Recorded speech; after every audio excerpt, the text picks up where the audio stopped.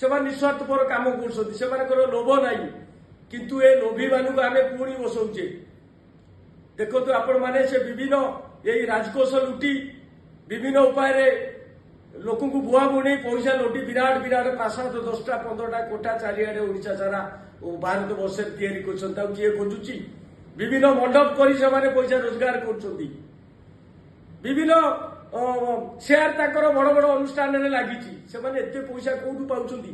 ଯୋଉ ଲୋକ ଦିନେ ଯିଏ ତଳେ ସପ ପାରି ଶୋଉଥିଲା, ଖଣ୍ଡିଆ ସ୍କୁଟର ବୁଲୁଥିଲା, ସେ ଲୋକ ଏତେ ପଇସା ଆଣୁଛନ୍ତି କୋଉଠି?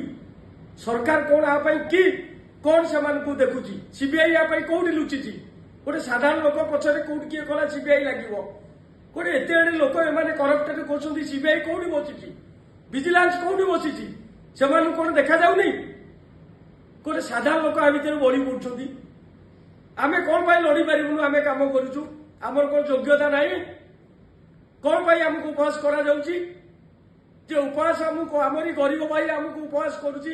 ତମ ପାଖରେ ପଇସା ତମେ ଦେଇ ଟିକେଟ କିଣି ପାରିବ ନାହିଁ। ଟିକେଟ କିଣା ପିଣା ବ୍ୟବସ୍ଥାରେ ନାହିଁ।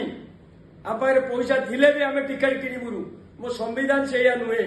ମୋ ସମ୍ବିଧାନ ହେଉଛି ସମ୍ବିଧାନ ଯିଏ ଅର୍ଥର ଲାଳସା ଦେଖେଇବ ଆଇନ ଅନୁସାରେ ସେ ଗୋଟେ ଦଣ୍ଡ ଦୋଷୀ, ସେ ଦଣ୍ଡ ପାଇବ। ଧାର୍ମିକ ଭଗବାନ ପାଖରେ ସେ ଗୋଟେ ଦୋଷୀ। ଦେଖ ସେଇ ବଡଲୋକିଆ ଲୋକ ଲାଷ୍ଟରେ ତାଙ୍କର ଅବସ୍ଥା କଣ ହଉଛି? ତାଙ୍କର କିଡନୀ ନଷ୍ଟ ହଉଛି, ତାଙ୍କର ହାର୍ଟ ପଳଉଛି, ତାଙ୍କର ବ୍ରେନ ଷ୍ଟ୍ରୋକ ହଉଛି, ତାଙ୍କର ପିଲାମାନେ ଅବାଟରେ ଯାଉଛନ୍ତି। କାହାକୁ ଭଗବାନ ପିଲା ଦେଇନାହାନ୍ତି, ଆଉ ଯାହାକୁ ଦେଇଛନ୍ତି ପୁଣି ସେ ତା ପୁଅ ମାନଙ୍କୁ ସେଇ କରପ୍ଟେଡ ଲୋକଙ୍କୁ ଆଣି ଥଉଛନ୍ତି। ବାପ ଗଲେ ପୁଅ ଲଢିବ, ବାପା ଭିଜିଲାନ୍ସ ସିବିଆଇ ରେ ପଡିଛି, ପୁଅକୁ ଦେଇଦିଅ। ଏସବୁ ବ୍ୟବସ୍ଥା ବନ୍ଦ କର। ଯାହାର ନିର୍ବାଚନ ଅସିଦ୍ଧ ଘୋଷଣା କରାଯାଉଛି, କ୍ରାଇମ ଲୁଚେଇକିରି ଯିଏ କରିଛି, ପୁଣି ଦେଖିବାକୁ ତା ପୁଅ ଯୋଉ ଇଲେକ୍ସନରେ ପୁଣି ପ୍ରାର୍ଥୀ ହେଇ ଲୋକ ସବୁ ବକୁଲ ଭୋଟର। ଆଉ ତମେ ଏକୁଟିଆ ଚାଲାକି। ଆଉ ଏସବୁ ବ୍ୟବସ୍ଥାକୁ ଆମେ ଏଇ ଗରିବ ଭାଇ ଓଡ଼ିଶାର ଯୁବବନ୍ଧୁ ଆପଣ ଏହାକୁ ଦୃଢ ବିରୋଧ କରନ୍ତୁ। ମୋର ଇଚ୍ଛା ଗୋଟେ ଗରିବ ପୁଅ ଲଢୁ। ଗରିବ ପୁଅର ତ୍ୟାଗଭୂତ ଅଛି, କିନ୍ତୁ ଯିଏ ତ୍ୟାଗ ଦଉଛି, ଯାହାର ହୃଦୟ ଗରିବ ପାଇଁ କାନ୍ଦୁଛି, ଯାହାର କରିବାର ପ୍ରୟାସ ଅଛି, ଯାହାର ସ୍ୱର ଆସେମ୍ବଲି ଆଉ ପାର୍ଲାମେଣ୍ଟରେ ପ୍ରକମିତ ହବ ଯାହା ସ୍ୱର, ସେ ପିଲାକୁ ଆପଣମାନେ ସିଲେକ୍ଟ କରନ୍ତୁ। ସେ ପିଲାକୁ ଆପଣ କଣ ପାଇଁ ଆଣୁଛନ୍ତି? ମୁଁ ଆଜି ମୋ କଥା କହୁଛି। ମୋର ତିନିଟା ସର୍ଭେ ଲାଗିଛି, ସତ୍ୟ। ଏଇଟା କାହା ବିରୁଦ୍ଧରେ ନୁହେଁ। ମୁଁ ତ କହୁଛି ଭାରତୀୟ ଜନତା ପାର୍ଟିକି ଆପଣ ସମସ୍ତେ ଭୋଟ ଦିଅନ୍ତୁ। ନରେନ୍ଦ୍ର ମୋଦିକି ଆମେ ସ୍ୱାଗତ, କାରଣ ନରେନ୍ଦ୍ର ମୋଦି ଆମ ପାଇଁ ଯୋଉ ଯୋଜନା ଦେଇଛନ୍ତି 150 200 ଯୋଜନା, ସେ ଯୋଜନା ହେଉଛି ବୃଦ୍ଧମାନଙ୍କ ପାଇଁ, ସେ ଯୋଜନା ହେଉଛି ଛାତ୍ରମାନଙ୍କ ପାଇଁ, ସେ ଯୋଜନା ହେଉଛି ଯୁବକମାନଙ୍କ ପାଇଁ, ସେ ଯୋଜନା ହେଉଛି ନିଯୁକ୍ତି କ୍ଷେତ୍ର ପାଇଁ ସ୍ୱାଗତ ଯୋଗ୍ୟ ଯୋଜନା। ଲୋକ ଉପକାରରେ ଆସିବ। ଭିତ୍ତିହୀନ ଯୋଜନା ଦିଅ ନାହିଁ। ଓଡ଼ିଶା ସରକାର ଭିତ୍ତିହୀନ ଯୋଜନା ଦଉଛି ମୁଁ ଜାଣିବାରେ। କାଳିଆ ଯୋଜନାରେ 5000 କଣ ହବ? ଆମର 5000 ଅଛି। ମହିଳାମାନଙ୍କୁ 2000 5000 ବାଣ୍ଟିକିରି ଭଣ୍ଡଉଛ, କିନ୍ତୁ ତାଙ୍କର ପରମାନେଣ୍ଟ ନିଯୁକ୍ତି କର, ସେମାନେ ରୋଜଗାର କରି କରନ୍ତୁ।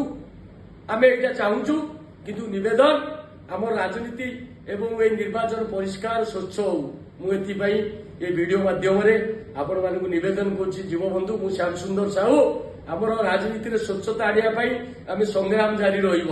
ତେଣୁ ଯିଏ ଯାହା କାମକୁ ଦୋଷାରୋପ କରୁ, କୁଚକ୍ରୀ ମାନେ କୁକୁର ମାନେ ଦୋଷାରୋପ କରିବେ। ଯିଏ ସତ କଥା କହୁଥିବ, ଯିଏ ଧର୍ମରେ ଥିବ, ଭଗବାନ ତାକୁ ପରୀକ୍ଷା କରନ୍ତି। ଟିକେ ସମୟ ଲାଗିବ, କିନ୍ତୁ ଭଲ ଦିନ ଆସିବ, ମୁଁ ଏତିକି ଜାଣିଛି। ତେଣୁ ନିବେଦନ ମୋର ଓଡ଼ିଶାବାସୀକୁ, ଆପଣ ନରେନ୍ଦ୍ର ମୋଦିଙ୍କର ହାତ ଧରନ୍ତୁ। କାରଣ ନରେନ୍ଦ୍ର ମୋଦି ହେଉଛି ଜଣେ ସନ୍ନ୍ୟାସୀ। ତାଙ୍କର ତ୍ୟାଗ ଦେଖନ୍ତୁ, ତାଙ୍କର କାର୍ଯ୍ୟକଳାପ ଦେଖନ୍ତୁ, ତାଙ୍କର ଦେଶ ଉନ୍ନତିରେ କାର୍ଯ୍ୟକଳାପ ଦେଖନ୍ତୁ। ତା ପାଇଁ ଆମେ ଆଜି କୃଷ୍ଟ।